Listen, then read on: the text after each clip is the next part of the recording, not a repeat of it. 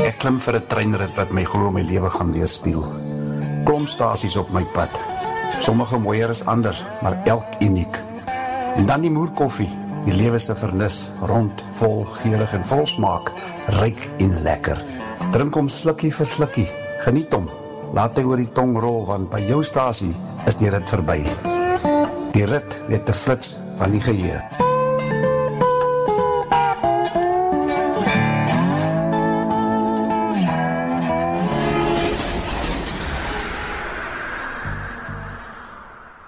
Yes, my ou vriend, hoe lyk dinge daar by jou? Alweer Vrydag, nee?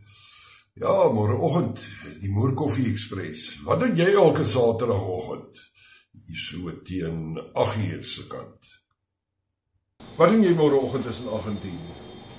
Wat doen jy môreoggend tussen 8 en 10? Ek gaan moerkoffie drink. Op die Moerkoffie Express. Dit is my baie ongezond. Wat jy maar dit gaan my op 'n moeë ding sit. Ek gaan verskriklik baie Dit gaan moeë lekker wees. Sorg jy net dat jy 10:00 op die stasie is. Dit maak my moeg. Is julle nie klaar op die stasie nie? Maar weer eens, 'n baie interessante week, ook hier in Dubai. Hierdie ou gediggie het ek geleer op skool en toe ek hierdie sien, toe laat dit my nogals daaraan dink. Die osse stap aan deur die stowwe, geduldig, gedienstig, gedwee, die jukke al drukkend, hulle skowwe, hulle dra dit getroos en tevree, en stille al stuivend en stampend, kom stadig die wa agterna, die dowwerooi stowwe al dampend, ter sy op die wyntjie gedra. Nou is dit nie absoluut poëties mooi nie. Ja, ek het dit standaard 4 geleer en ek moes hierdie hele donderse gedig opsê. Ek kan dit natuurlik nie vandag mee onthou nie. Op Mamesbury staan dit 4 by meneer Sauerman. Hy was goue ou jare. Maar nou ja, 2025. Hierdie week natuurlik die hele ou ding rondom die G20. Of is dit die GE20? Klink amper soos een of ander nuwe Cressida model. Die GE20 is nou nog steeds 'n groot ding.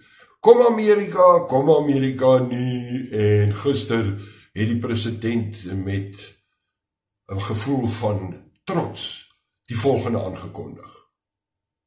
A change of mind about participating in one shape, form or other in the summit. So the discussions are still ongoing. This comes really at the late hour before the summit begins. And so therefore we do need to engage in those types of discussions to see how practical it is and what it finally really means.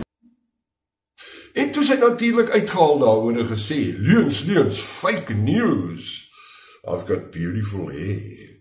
Maar toe het hulle gesê, nee, glad nie, hulle kom nie.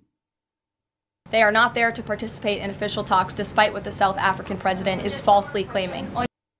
Want wat blykbaar gaan gebeur is Sondag gaan daar sekere sekuriteitsmaatreëls volgens Amerikaanse standaard moet in plek wees. Want daar gaan 'n afvaardiging kom. Hulle gaan nie deelneem aan hierdie G20 nie, glad nie. Hulle gaan nie kom. Jy weet soos in 'n wat noem hulle 'n relays, 'n aflosreis waar jy hardloop met so 'n stokkie en dan gee jy dit oor. The United States Embassy in South Africa has requested accreditation for several diplomats for the G20 summit closing event on Sunday.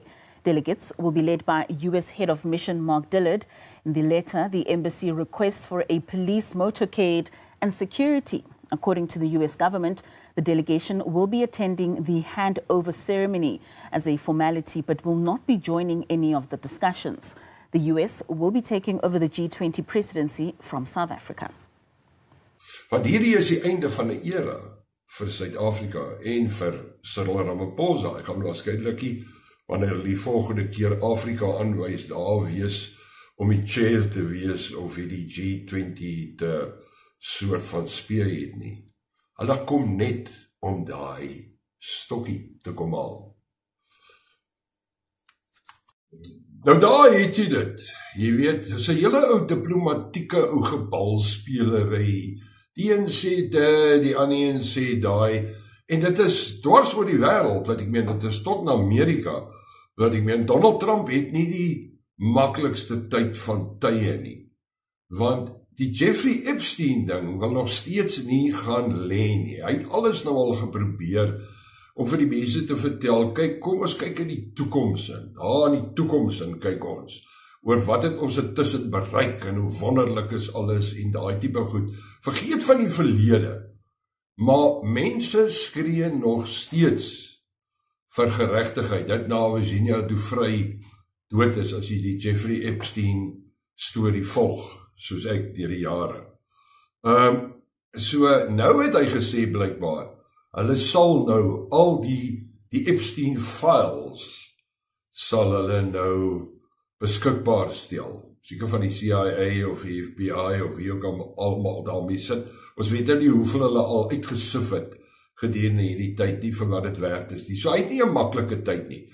Toe gaan die BBC on top of dit alles en hulle vat sy video, amper soos met Ronaldo Gous, 'n video wat hy gepraat het voor daai groot moerse ding daar by Capitol Hill. Destyds, daar hy nie weer verkies is as Amerikaanse president nie. En hulle vat daai video, en hulle maak net so 'n klippie van dit, om te sê, kyk hier hoe blaas hy geweld aan, hy wat Trump is. A major talking point in the US, of course, has been Donald Trump's threat to sue the BBC now after that Panorama program edited up his January the 6th speech, trying to fit him up as encouraging violence that followed down there at those riots at Capitol Hill. Here's a reminder of what the BBC put to air. We're going to walk down to the Capitol, and I'll be there with you, and we fight. We fight like hell. We're going to walk down to the Capitol, and we're going to cheer on our brave senators and congressmen and women. Now, this sort of egregious editing and misleading media coverage doesn't really surprise a lot of us, but as I put to our US contributor Kristen Tate, Donald Trump certainly won't be taking this lying down. So intussen is daar nou by die BBC 'n paar van die top dogs is gefire oor daai ding. Die BBC se naam is deur die hondestront gesleep en hy dreig nog steeds, hy aanvaar nie hulle verskoning nie. Hy sê nog steeds I'll see you in court. En raai wat, ek dink hy wil iets soos $1 biljoen hê vir naamskending. En as daar iemand is wat dit gaan kry, glo vir my, dan is dit die ton.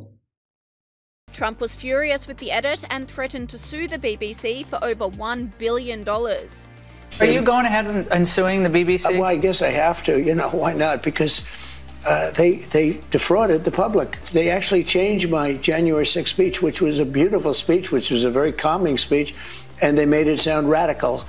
And they actually changed it. What they did was rather incredible. They're showing me the results later on, the results of what they did, how they butchered it up. Maar intussen lyk my aan hierdie kant toe met die G20 het Cyril Ramaphosa ook 'n debat gevoer oor hoekom kan die EU, byvoorbeeld die European Union, lid wees van die G20? Hoekom kan die African Union nie ook 'n lid wees nie? En dit lyk vir my, as jy kan glo, dit lyk vir my asof ons daai debat gewen het en of ons nou die African Union as lid van die G20 gaan hê. Daai is dan vir jou 'n ding in die regte rigting. And we are very pleased that we won that debate. There was a lot of opposition, but we finally won the debate that our continent must formally be represented, like the EU is formally represented in the G20. And because you are all Africans, you can give that a round of applause. Maar nou jy weet, Robert Lamola, hy het natuurlik weer rasisme geskree oor Trump. So, ja.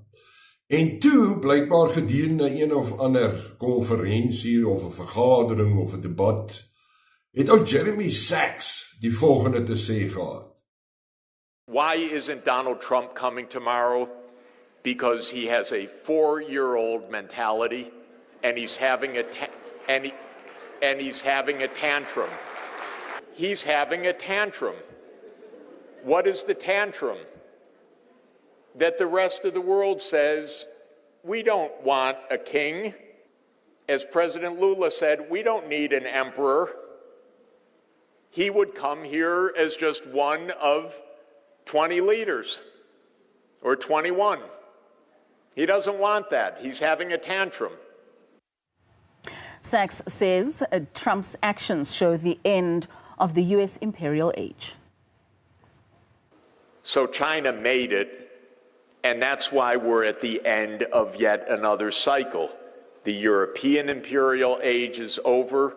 The British imperial age ended in 1945, and the U.S. imperial age is ending right now. Nou glo vir my, Donald Trump gaan definitief hieroor gaan daar nog iets gebeur. Maar ons is besig om verhoudinge. Kyk, jy kan nie van almal hou nie. Ek kan nie van almal hou nie, jy kan nie van almal hou nie. Maar as dit gaan oor die toekoms van 'n land, dan moet 'n mens om seker bietjie diplomaties wees, nee, Cyril.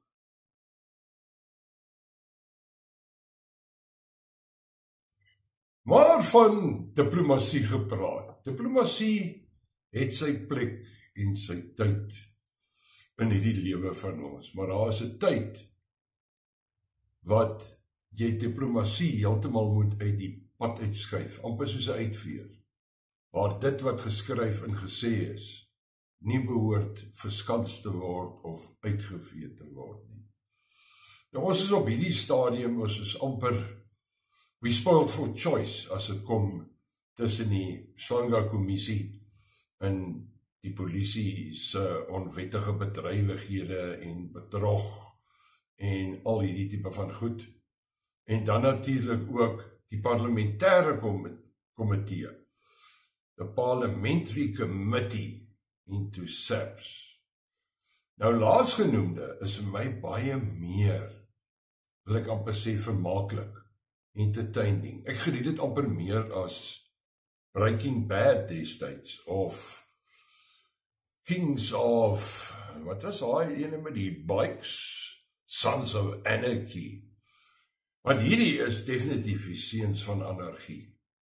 En as jy luister na goed wat uitkom, gedurende hierdie ondervraging, die sogenaamde evidence leaders, en ek moet my hoed tip vir van hierdie evidence leaders, want hulle is absoluut briljant. Advokaat Shackleton hierdie week, dink Shackleton, senior counsel, wat hierdie ouens ondervra en absoluut genadeloos is in sy approach. Maar die man wat die gadgets mis, wie sy gadgets afgevat is, ja, Gabinde, hy was hierdie week terug, en het hy nou vir jou, een sogenaamde, almal is moes deesdae, uit aan 'n bombshell. Jeremy Clarkson het ons altyd gesê, on that bombshell, we saying goodbye until next weekend. On that bombshell, it's time to end. Thank you very much for watching. See you next week. Good night! Het hy nou vir jou, hy het eintlik nie 'n bombshell, hy het 'n depth charge gegooi, toe hy vertel het, Radovan Kretschmer, die fugitive wat nou nog in die tronk sit, vir al sy bedrywighede en so meer. Raai wie bly in Radovan se huis, daai groot paleis, as jy hierop kan onthou. Niemand anders nie as? Yeah, you can carry on. I interrupted you while you were still speaking. I was just want to make one example in this paragraph, that there was a meeting that took place at Mr. Paul O'Sullivan's house. This house was a former house of a well-known Rondobel creature, whereby Mr. Paul O'Sullivan was sharing this meeting. chairing this meeting. And among other people present in this meeting, it was Mr. McBride, Mr. Mandlakayise Mahlangu from IPID. He was with our task team, the late Mahlangu. Mr. Cedric Nkabinde, myself. Sarah Jane Trent, she was a Paul O'Sullivan assistant. A white lady called Candice from Crime Intelligence. Mr. Shedrack Sibia, the former Gauteng Hawks boss. 2 white males, representative from AfriForum and from DA. And a white lady as a journalist. The main purpose of this meeting was to plot how to bring down Phahlane to ensure that he was not confirmed as a national commissioner. AfriForum representatives guaranteed that the funds were available. When was that? 20. This report is 28 April 2018. 2018. When you were about to leave IPID. Yes. So this probably towards the end of 2017. Or towards the end of 2017. Okay. The main purpose of the said meeting was to plot how to bring down Phahlane to ensure that he was not confirmed as a national commissioner. AfriForum representative guaranteed that the funds were available to carry out this mission. Okay. No. Can you do me a favor, Mr. Nkabinde? If you can summarize, because there are some questions which I want to ask you, and I'm afraid I'm running out of time. The gist of that meeting, even if you don't read word by word. So the gist of the meeting was to establish a plan to get rid of Phahlane. Yes. And in that meeting, you identified Paul O'Sullivan as a person who is going to spy. Yes. On Phahlane. Yes. So that was the first meeting of that formation. That was the first item. The other item was to identify other role players in other departments. Why was McBride preferred? Because Phahlane did not comply with Paul O'Sullivan. So Paul O'Sullivan could not control Phahlane. Whereas he could control McBride. Yes. According to your knowledge, is Paul O'Sullivan also interfering with the NPA? Yes. If my memory serves me well, we were told that house was auctioned. Yes. Am I right, Mr. Nkabinde? Yes, that's correct. So the guy who bought the house is Paul O'Sullivan. That's correct. Are you happy, Chair? Whose house is this house you are asking the witness about? It was Ketcher's house, the one who was arrested, who was serving a prison sentence. A fugitive. A fugitive. Which now confirms that even Paul O'Sullivan is a fugitive with those passports he possesses. Hence, Chair, I'm short of adjectives of how to describe these revelations which we are getting now here. Why was the police wanted to procure that equipment for the African National Congress conference, in your view? No, the guy Hlongwane, Brigadier Hlongwane, was part of that meeting. He mentioned that a grabber worth 7 million, they were pushed to buy it for 45 million. That's what he said. And then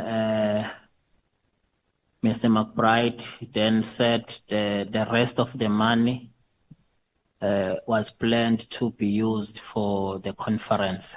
Of the ANC? The ANC, yes. In other words, they wanted to inflate the invoice of that equipment.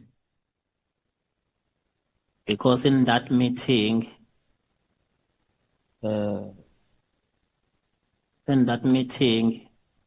a special advisor of the then Minister of Police, he was part of that meeting, special advisor of Fikile Mbalula, who was the Minister of Police by then.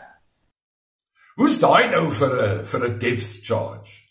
En die kommissie, wat onthou, soos ek het, Paul O'Sullivan kan nie wag om te kom getuig daar by die kommissie nie. So, ek wonder, is hy nog so enthousiasties na hierdie ene? I went after a nasty gangster called Radovan Krejcir. Nobody paid me for that either. I did it because I'm a citizen of South Africa, and if a country is good enough to live in, it's good enough to fight for. Krejcir tried to kill me 5 times that we know of, possibly 6. Dirty cops have tried to kill me 6 times in the last 10 years. So, why on earth would I want to come out and say bad things about a man like Mkhwanazi if I don't believe they're true? Sien is dit nie eens waar nie, wie sal nou weet? Van die man met die missing gadgets kan dalk miskien misgis wees rondom dit. Dan hierdie ene. Hierdie luitenant-generaal. Almal is mos deesdae generaals. Kan jy nog nie daar onthou toe jy dalk so die polisie was en jy 'n generaal raak gesien het? Dit was amper soos om Halley se tonne se komeet raak te sien. You're a Lieutenant General in the South African Police Service. Correct. That's an extremely high rank. Correct. These days there seem to be a lot of Lieutenant Generals. In my day it was not quite so many. It was a rank that few people attained, but it appears that many people have now attained that rank. Nevertheless. It's a once in a lifetime. Dis meer eienaardig as om vir Prins destyds te gesien het, of vir Bono van U2. And your job description is what exactly?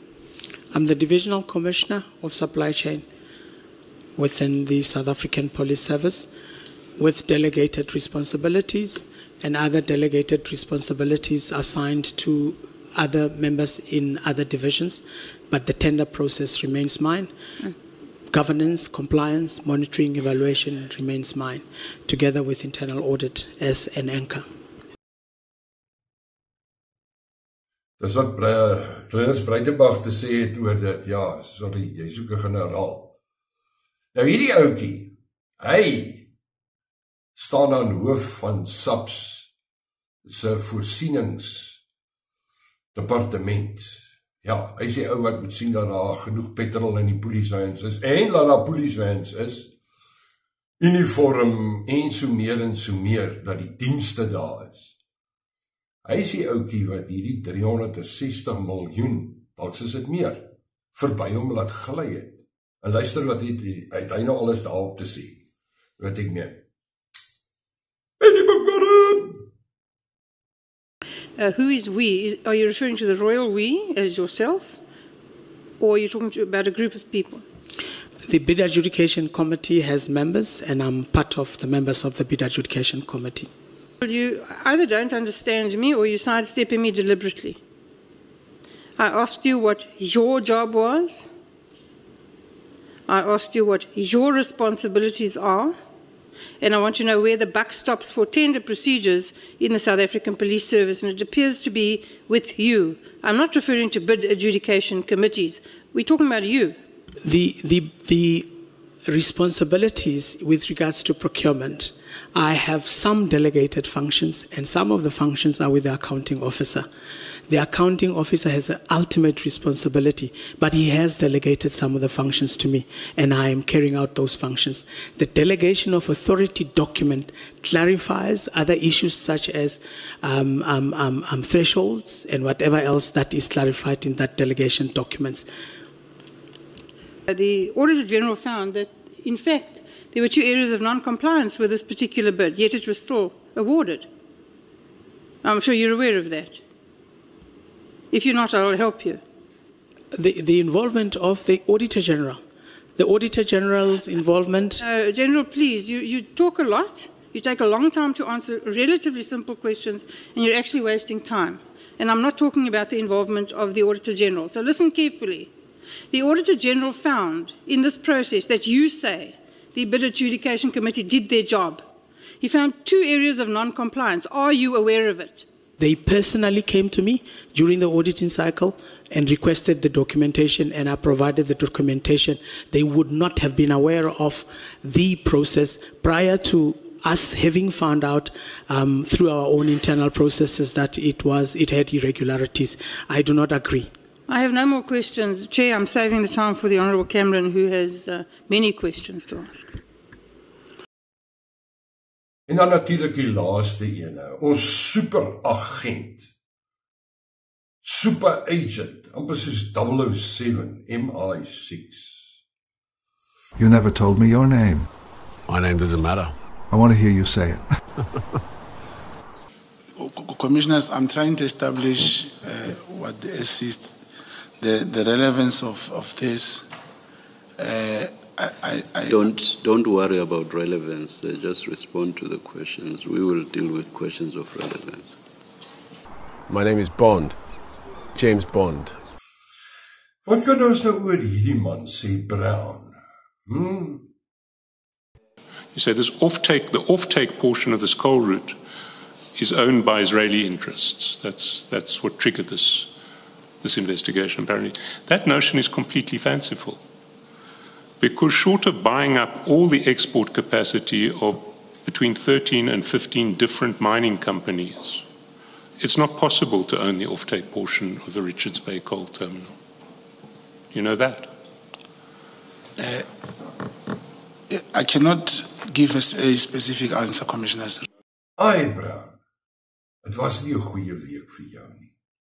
En glo my, as jy al by die Mhlanga-kommissie uitkom, kan dinge dalk 'n bietjie warmer raak onder jou kraag.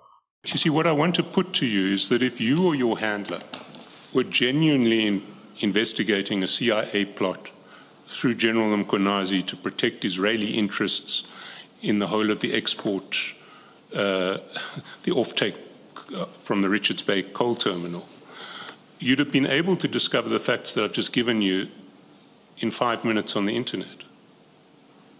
So you really wouldn't have come up with a story which is self-evidently absurd. We've seen plenty of evidence of Mr. Matlala communicating directly with SAPS generals and brigadiers in improper circumstances. That's correct. Now, if Mr. Matlala was paying massive bribes to General Masemola or General Mkhwanazi, I'd expect to see some sign of this relationship with these generals in his chats. I see signs of relationships with a whole lot of other generals in his chats. Jy sien wat Brian Begot sê, when you talk of a particular business interest in the size of that business, it's not what you see on the internet. It's not what you see. Well, what I do want to put to you is that the suggestion that General Mkhwanazi and Prince Makadi are CIA operatives working to protect Israeli interests in Richard Bay coal, it's designed to take attention away from the allegations that General Mkhwanazi is making. No, that's not the intention. It's not the intention. The allegations General Mkhwanazi is making, I'll give an example. Today, the whole country knows that Mr. Senzo Mchunu is corrupt, is aligned to the drug cartels. Till today, they have not brought one evidence that links Minister Mchunu to those things. Jy sien wat Brown Begot sê, het ingegaan hier by die Full Monty. Hy het die kommissie laat verstaan dat hy is 'n spesiale aangestelde agent binne in SAPS wat korrupsie en misdaad en bedrog en al hierdie goeders ondersoek. There is a machine called Cellbrite. This Cellbrite machine is owned by different and private companies. It is the only machine like this, these messages and all these things that are presented before the commission This machine is the only machine that is able to selectively download.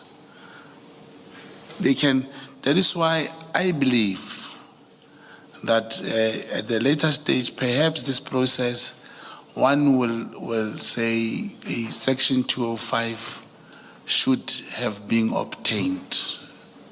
I believe there is no way, even if I could not come to the commission and say, this was my infiltration, this was whatever, there was no way anyone could prove messages of my cell phone or Senzo Mchunu before he could have either the Section 205 or the two phones. Hy het tot vir konings Welletini en luitenant-generaal Makonazi en ander ouens gekoppel aan die CIA en dat hulle spy en daar sou 'n steenkoolmyn toegemaak geword het en hulle het dit geondersoek en ag, dit is net 'n eindelose klomp goed. In your affidavit, in your statement at paragraph 15, you say you were an Umkhonto we Sizwe operative in 1993. In the SDU? Yes. SDU was the organization in South Africa within. I never went outside as Umkhonto we Sizwe. Wait for my question. Were you ever an Umkhonto we Sizwe operative? Yes, in the SDU, that's correct. Umkhonto we Sizwe had SDU, Self-Defense Unit. En natuurlijk die laaste ding is, gedurende sy ondervraging, het hulle vir hom gevra, hoe oud is hy? Toe sê hulle maar, dan is jy nie in 1979, jou ID-nommer sê 1979. Do you know that Umkhonto we Sizwe was disbanded in 1993? Yes, I'm aware. Yes. So, as a 13-year-old, you would have been an Umkhonto we Sizwe operative in the SDU in 1993, as a 13-year-old? No, I was not 13 years old. I know you, Commissioner, you are bringing it on the basis of my birthday era. I was not actually born in 1979. I was born in 1977. Toe kom hy nou uit nie, sy ID-nommer is verkeerd. Hy is eintlik in 1977 gebore. So that's another lie in your affidavit when you said you were born in August 1979. That's another lie. No, Commissioner, it's not a lie. Commissioner, my ID number, my date of birth in the Home Affairs, even my mother knows. I was born in 1977. It is just an error of 1979 from the Home Affairs. And from the Home Affairs, Commissioner, we have tried in so many ways to rectify that. But the moment, you cannot say, I was born in 1979, and then when someone wants your ID number, then you put 1977. So hy is amper soos ek, my naam en my ID-boek, min of meer in dieselfde tyd, 1976 is ook nie correct nie. Ek is Aldewyn Jacobus met 'n K, maar die boek is ek Aldewyn Jacobus met 'n C. So die man het net nie 'n goeie dag gehad nie. Ja, dis alles die goedjies wat gebeur het gedurende die week wat ek vermaaklik gevind het. Gaan nie sê interessant nie, want alles is mos interessant hier, is daar volgens sekere mense. Maar vermaaklik gevind het, en ek het so gedag by myself, hier sit ek en jy, ons is salig onbewus van al hierdie jare se gekrap en se geknoei en al daai tipe van goed. Ons belastinggeld word gespandeer asof daar nie 'n môre is nie. Maar ons weet, ons is nie veilig nie. Nou weet ons hoekom ons nie veilig is nie, as gevolg van mense soos hierdie. En al wat ek voorwens en hoop is dat wanneer hierdie kommissies tot 'n einde kom en al daai inligting word verwerk, dat sekere mense, hopelik meeste van hulle, op hulle moerkoffie sal kry. Sien jou môreoggend op die trein 8 tot 10 die Moerkoffie Express. My naam Alwyn. Gaan 'n vrede. Radio South Africa. Your voice.